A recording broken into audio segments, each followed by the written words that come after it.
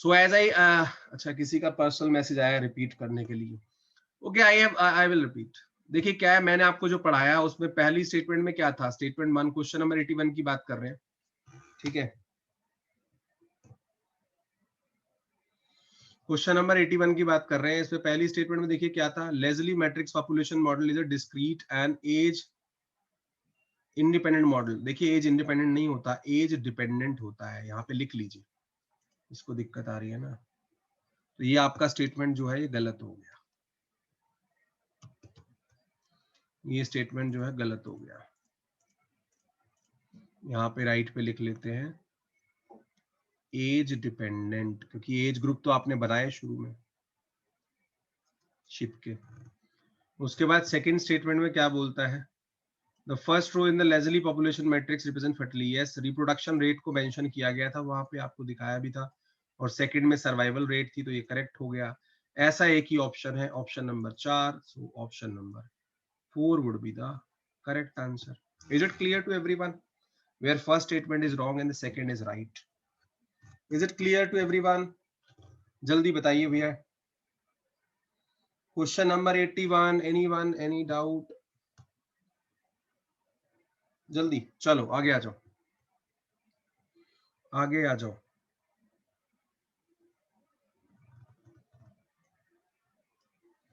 Next question में चलते हैं।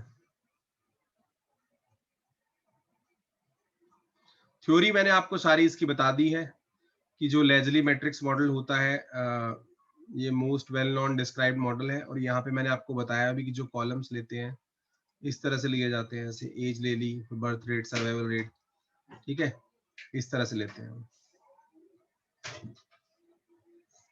Now the next question is question number 82।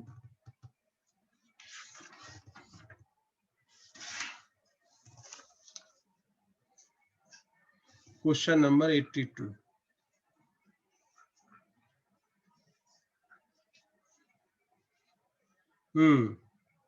अच्छा क्वेश्चन है काफी, और सॉइल से आया है, बहुत अच्छा क्वेश्चन है। सॉइल और रॉक का मिक्स क्वेश्चन है बेसिकली ये, ज्यादा बोलूं तो मिनरल रॉक से ज्यादा है, सॉइल से कम है। So let's see this question.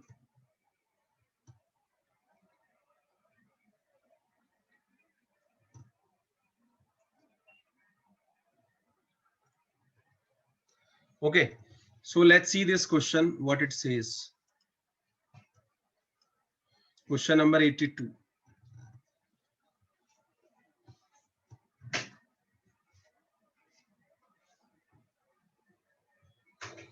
क्या कहता है, पहली स्टेटमेंट देखिए दर्शन वाली, isomorphous substitution is the source of constant charge on soil silicate clays। ठीक है, आइसो क्या होता है, सेम, मॉर्फस माने शेप, ठीक है। अब कहता है isomorphous substitution is the source of constant charges on soil silicate clays, ठीक है। दूसरी रीजन में क्या कहता है, cations of comparable size substitute each other in respective tetrahedral and octahedral sheets in silicate clays. मैं इसको अभी ये छोड़ देता हूँ क्वेश्चन को, पहले हम इसके जस्ट एक ब्रीफ आइडिया। मैंने जब आपको मिनरल पढ़ाया था, ठीक है, तो मैंने आपको ये पढ़ाया था कि सिलिकेट और नॉन सिलिकेट टाइप के मिनरल होते हैं हमारे पास, ठीक है, और सिलिकेट टाइप की क्वांटिटी ज्यादा होती है हमारे, उसमें मैंने सारे टाइप भी आपको पढ़ाए थे, ठीक है, अलग अलग टाइप हमने पढ़ाए थे उसमें आपको, फेल्सपार, ठीक है ना। उसके बाद आपको क्वार्ट्ज, ओलिवीन, पायरोक्सिन, एम्फिबोल, माइका, ठीक है, ये सारे हमने पढ़ाए थे।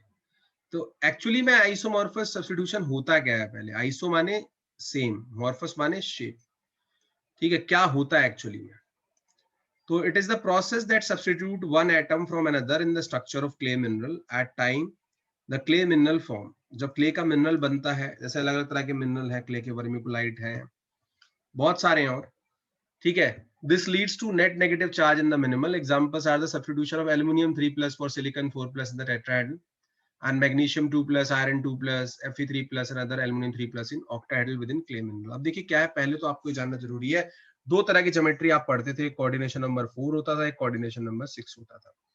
जब कोऑर्डिनेशन नंबर आपके पास 4 होता था तो इस तरह की ज्योमेट्री बनती थी आपकी, ठीक है,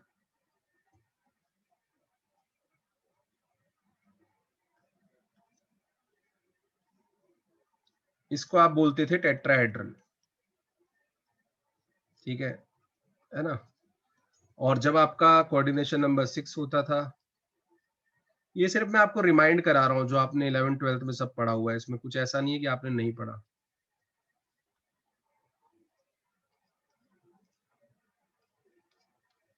इस तरह से आपकी ऑक्टाहेड्रल ज्योमेट्री बनती थी। तो जब आप इस तरह की क्रिस्टल्स को देखते हैं, क्ले मिनरल की क्रिस्टल्स को देखते हैं, तो उसमें भी ऐसी ज्योमेट्री मिलती है आपको, ठीक है। और उसमें क्या है कि जैसे आपका टेट्राहेड्रल है तो SiO2 है, SiO4 टेट्राहेड्रल है, इस तरह की स्ट्रक्चर आपको वहां पे देखने को मिल जाती है, बोथ टेट्राहेड्रल और ऑक्टाहेड्रल। अब जैसे मान लीजिए मैं आइसोमॉर्फस सब्स्टिट्यूशन की बात करता हूँ, ठीक है। The importance of isomorphous substitution क्या है? So give two examples of the why isomorphous substitution is important in agriculture or environmental protection. The importance of isomorphous substitution is that produce a net negative charge in the clay. Net negative charge को maintain रखने के लिए ये काफी important है. And this charge must be balanced by positive charge ions from solution. And this is important to retention of plant nutrients, soil fertility, and the retention of charge pollutants. तो ये basically हमारे लिए इसलिए important है कि भाई हम net negative charge हमारा क्ले में मेंटेन रहे, ठीक है।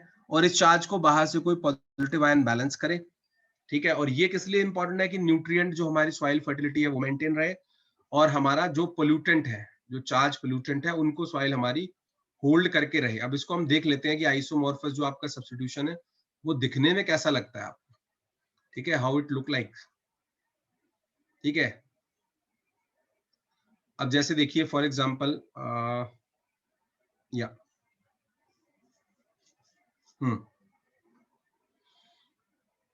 यहाँ पे देखिए मेंशन भी किया गया है,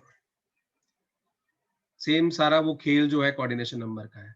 तो it is the replacement of one element by another in a crystal without changing the structure of the crystal. Crystal का स्ट्रक्चर नहीं बदलेगा, सिर्फ रिप्लेस होगा आयंस, ठीक है।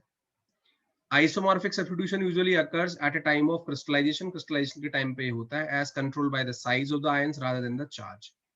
The substitution generally takes place between ion differs bye less than 10 to 15% of crystal ionic radius. जिनकी radius जो है 10 से 15% की रेंज में होती है, प्लस माइनस एक दूसरे के, वही एक दूसरे को एक्सचेंज कर पाते हैं। For example a larger ion substitute for a smaller ion. For example जैसे एल्युमिनियम 3+ है, इसकी रेडियस इतना एंगस्ट्रॉम है, और सिलिकॉन 4+ है, इसका रेडियस इतना एंगस्ट्रॉम है 0.42, तो बहुत कम डिफरेंस है। इन टेट्राहेड्रल कोऑर्डिनेशन जो कोऑर्डिनेशन नंबर 4 होगा, in magnesium radius is this much and iron is 0.74 angstrom, Fe3+ का इतना है, एल्युमिनियम का इतना है। इन ऑक्टाहेड्रल कोऑर्डिनेशन तो टेट्राहेड्रल में जनरली आपको जो एक्सचेंज मिलेगा वो एल्युमिनियम 3+ और सिलिकॉन 4+ का मिलेगा, और ऑक्टाहेड्रल में जो मिलेगा मैग्नीशियम, आयरन, Fe3+ और एल्युमिनियम 3+ का मिल सकता है। Substitution between ions, unequal charges leave excess negative और पॉजिटिव चार्ज। अगर अनइक्वल क्वांटिटी में होगा तो एक्सेस ऑफ नेगेटिव और पॉजिटिव चार्ज क्रिस्टल के ऊपर आ जाएगा। In soil substitution commonly produce a net negative charge and contribute to a cation exchange capacity known as CEC of the soil. तो जनरली जो सॉइल के जो क्ले मिनरल्स होते हैं उनमें एक्सचेंज इस तरह से होता है कि एक नेट नेगेटिव चार्ज जो है क्ले के मिनरल पे मेंटेन रहे, so that it have a cation exchange capacity, it can hold nutrient and maintain the fertility, और जो भी आपके पोल्यूटेंट है उनको भी ये होल्ड कर सके। यही एक्चुअली में लॉजिक है इसका, जो एक्सचेंज का लॉजिक है। ये यूनिट सेल वगैरह तो हमने आपको बताया हुआ है, जैसे आप पढ़ते थे 11 12th में भी, BCC FCC, ठीक है। तो यूनिट सेल बेसिकली क्या होता है, smallest repeating 3 dimensional area of the crystal. Unit cell is usually defined in terms of replicating dimension, ठीक है। A B N vertical axis C होता है, ठीक है। और आपका जैसे फॉर एग्जांपल सिलिकेट मैंने का ले लिया मैंने, conventionally express 1/2 of the unit cell, जैसे कैलोनाइट है, ठीक है। कैलोनाइट का फार्मूला ये हो गया, ठीक है। इज अ यूनिट सेल क्या है इसके अंदर, Al4Si4O10OH8, ठीक है। यूनिट सेल इसका ये है। तो ये ज्यादा डिटेलिंग में आपको नहीं जाना है, मेन पर्पस जो था पूछने का वो यही था कि भाई आपको बेसिक कॉन्सेप्ट पता है कि नहीं पता है कि आइसोमॉर्फस सब्स्टिट्यूशन क्या है। तो जी आइसोमॉर्फस सब्स्टिट्यूशन आपको पता चल गया कि जी ये source of constant charge on soil silicates है। मैंने बता दिया कि मेंटेन रखता है उसको, सिलिकेट मिनरल पे जो चार्ज को है। तो ये वाली स्टेटमेंट मेरी करेक्ट हो गई यहाँ पे, दिस इज ट्रू। अगली स्टेटमेंट में आपको कहता है जो मैंने अभी आपको पढ़ाया कि cation of comparable size substitute each other in the respective tetrahedral and octal sheet in silicate clay। ये मैंने आपको दिखा भी दिया कैसे एक्सचेंज करते हैं टेट्राहेड्रल में कौन कौन कैंडिडेट, ये भी ट्रू है। और क्योंकि ये कंपेरेबल साइज का सब्स्टिट्यूशन होता है, ठीक है, ठीक है, cation of comparable size substitute each other in respective tetrahedral octahedral sheet, that's why we have a constant negative charge, ठीक है, just a second guys, that's why we have a constant negative charge on the clay mineral। so is it clear to everyone? here the correct answer क्या हो जाएगा आपका 1, क्योंकि दोनों statement भी true है और करेक्ट एक्सप्लेनेशन भी है, तो फर्स्ट आपका आंसर इसमें हो जाएगा। क्लियर है सबको? Just give me a second.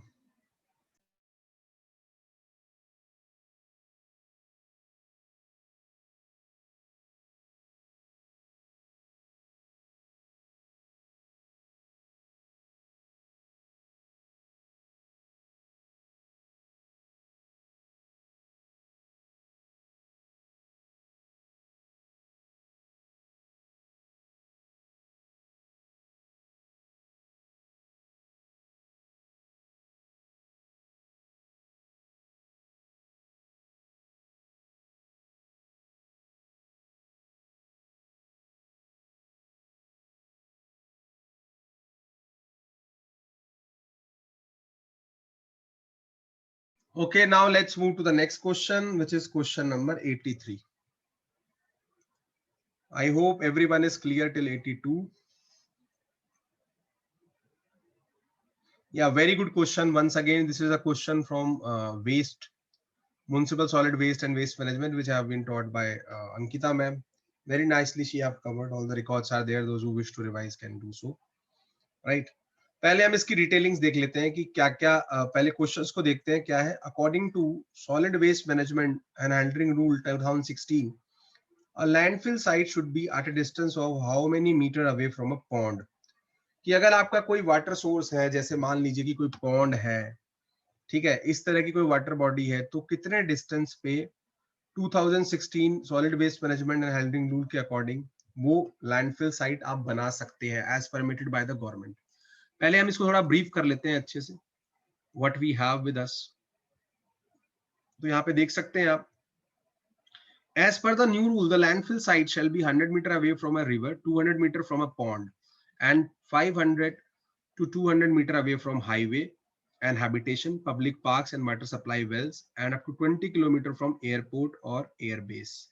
तो आंसर तो हमें हमारी पहली लाइन में ही मिल गया, but still we will do the detailings, क्योंकि आंसर तो हमारा यहीं पे छुपा हुआ है।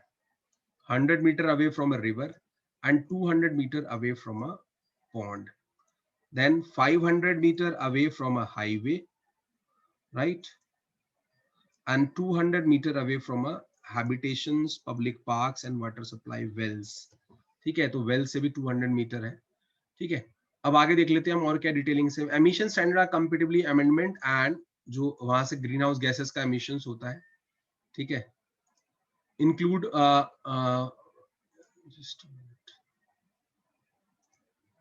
so including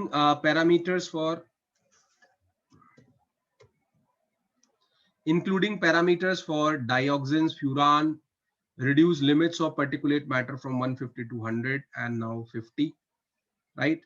Also the compost standard have been amendment to align with fertilizer control order। as per the new rules, construction of a landfill on hills shall be avoided। आप hills पे नहीं बना सकते हैं। land for construction of sanitary landfill in hilly areas will be identified in the plain areas within 25 kilometer। 25 kilometre के distance पे आपको ढूंढनी पड़ेगी। However, transfer stations and processing facilities shall be operated in the hilly areas। आप सिर्फ operating facilities और transfer station ही बना सकते हैं, लेकिन लैंडफिल आपको प्लेन में ही बनाना पड़ेगा, right. So as per the details which are mention here, you can see very easily they ask about that how much distance should be there according to solid waste management rule 2016। a landfill site should be at a distance of how many meter away from a pond। so the correct answer here is option number 1, which is 200 meter। is it clear to everyone? जल्दी बताएंगे भाई। 200 metre का distance होता है pond के लिए, मैंने आपको बता दिया डिस्टेंस सारे, rest are also mention there. Is it clear to everyone till 83? Okay. Then we will go for a short break of 5 minutes, and we will catch up after the break. Right. After 5 minutes, I will restart again. Right. So just 5 minutes of break there. Okay. Chali. We'll see you guys.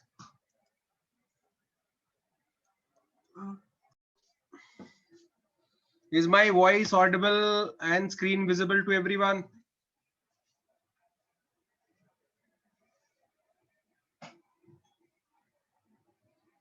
Chalo ji. Let's move to the next question, which is question number 84.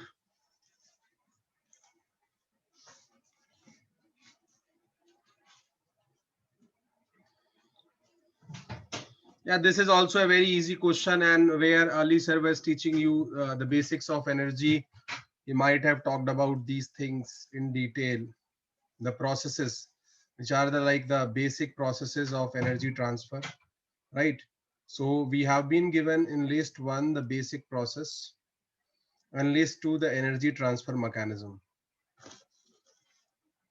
So we just have to match both of them, nothing else.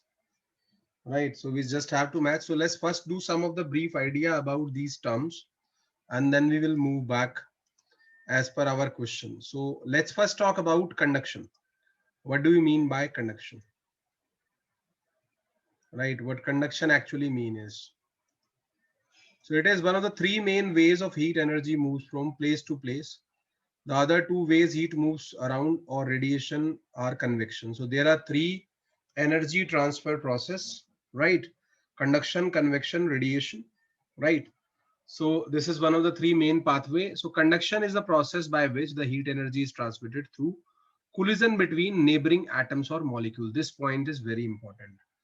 So via conduction, the energy transfer between two points in a material at different temperature, क्योंकि ये अलग-अलग temperature पे होंगे ना, so conduction occur more readily in solid liquid with particles rather close together, and in the gas when particles are further apart. The rate of energy transfer by conduction is higher when there is a large temperature difference. तो ये आपको ध्यान रखना है कि energy is transferred between two points in a material at different temperature when we talk about conduction. ठीक है, ये ध्यान रखना. That area in contact. तो ये आपको कंडक्शन ध्यान रखना है. ये सब 11th-12th के टॉपिक्स है, इसमें कुछ ज्यादा नहीं है. राइट, एटमॉस्फेयर में भी आपका कंडक्शन होता है, ठीक है ना. Then you have convection.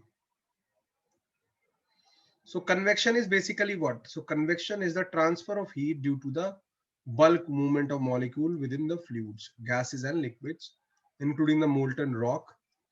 Convection includes some mechanism of advection, direct bulk flow transfer of heat, and diffusion, non-directional transfer of energy mass particle along a concentration gradients. तो जब आप कन्वेक्शन की बात करते हैं तो वहां पे एनर्जी ट्रांसफर कैसे होगा? Bye motion of fluids. Bye motion of fluid, जहां से दिख रहा है आपको कि फ्लूइड जो मूव करता है तो वहां कन्वेक्शन आपका होता है. सो कन्वेक्शन, यदि एक और पॉइंट ध्यान रख लीजिएगा कि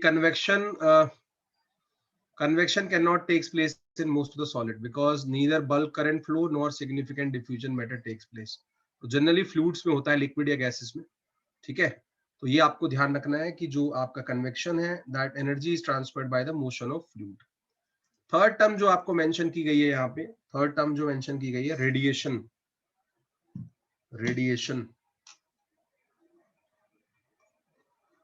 ठीक है, या रेडिएशंस के बारे में बात की गई है as a process.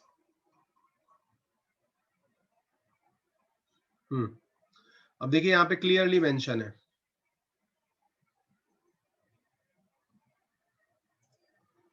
So radiation is the emission or transmission of energy in the form of waves or particles, right? है ना, electromagnetic waves through a vacuum, right? So energy in the form of waves or particle. तो radiation तो वो हुआ through space और through material medium, ठीक है. तो ये सारे के सारे जो भी electromagnetic radiation जैसे रेडियो वेव्स, माइक्रोवेव, इंफ्रारेड, ये सब रेडिएशन प्रोसेस के अंडर में आपके आते हैं, ठीक है. ये ध्यान रखेंगे। तो सबसे इजी ऑप्शन ये रेडिएशन वाला भी था, जिसको अगर नहीं पता है, ठीक है। और कैटेगरीज में आयनाइजिंग, नॉन आयनाइजिंग होती है, आपको पता ही है। उसमें फिर एक टर्म और यहाँ पे दी हुई इवेपोरेशन, ये तो बहुत ही सिंपल है।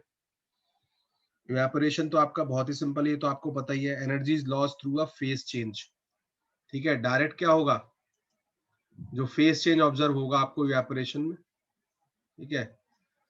Surface of a liquid are it changes into gas phase, तो यही आपको ध्यान रखना है। इवेपोरेशन में जैसे लीफ सरफेस पे होता है ना, liquid changes into gas phase, जैसे वाटर का इवेपोरेशन होता है। तो ये चारों टर्म्स आपको यहाँ पे थोड़ी सी देख लेनी थी, राइट।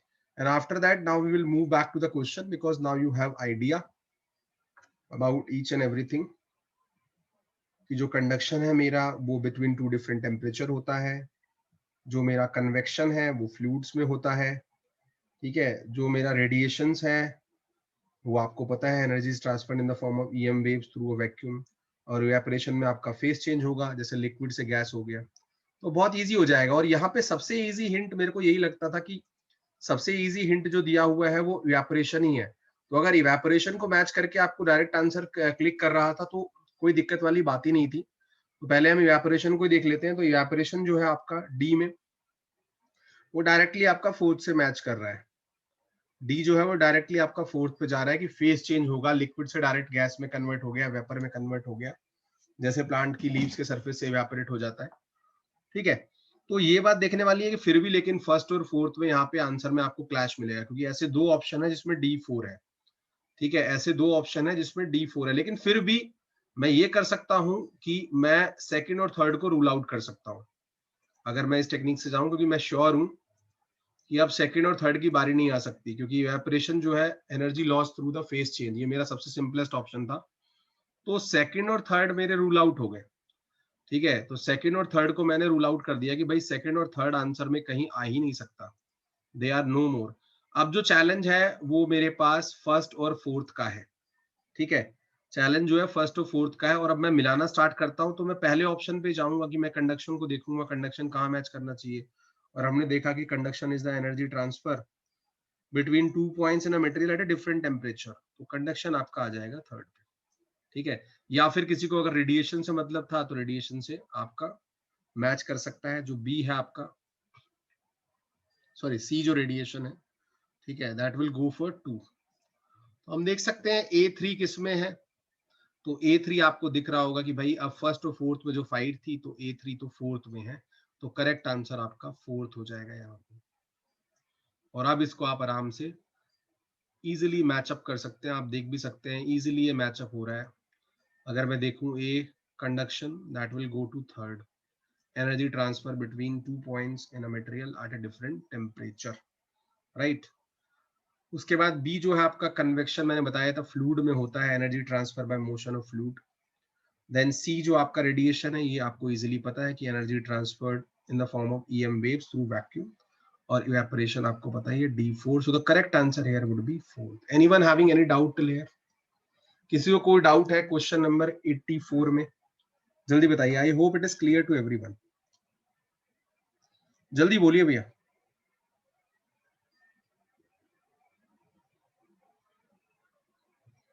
चलो आगे आ जाओ, अगला क्वेश्चन देखते हैं, question number 85, which is also a nice question.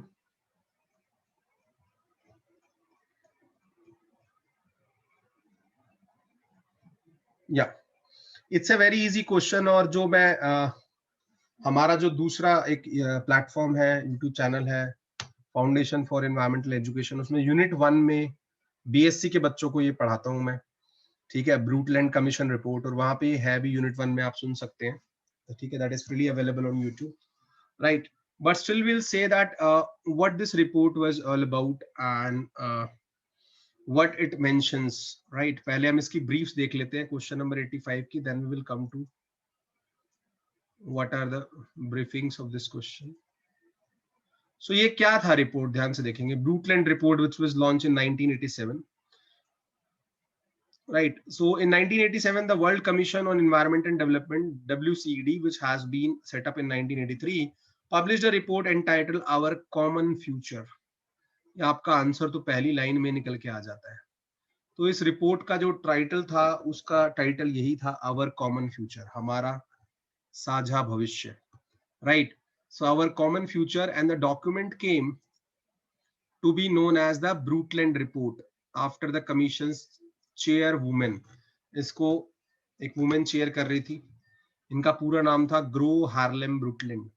ये भी ध्यान रखना, अगली बार आ सकता है. पूरा नाम क्या था उस लेडी का. It developed guiding principle for sustainable development and it is generally understood today. और ये बेसिकली इसमें प्रिंसिपल्स को बताया गया था कि सस्टेनेबल डेवलपमेंट के क्या प्रिंसिपल्स हैं and how they should be run. तो ज्यादा डिटेल्स मैं इसकी यहाँ ब्रीफ नहीं करूंगा, बट मैंने आपको बता दिया है कि बेसिकली ये सस्टेनेबल डेवलपमेंट को गाइड करने के लिए. And rest of the briefings we have included here, but हमारा आंसर तो पहले ही लाइन में हो गया आपका आंसर, तो ठीक है कि क्या क्या चीजें थी इसको आप, but still you can see this.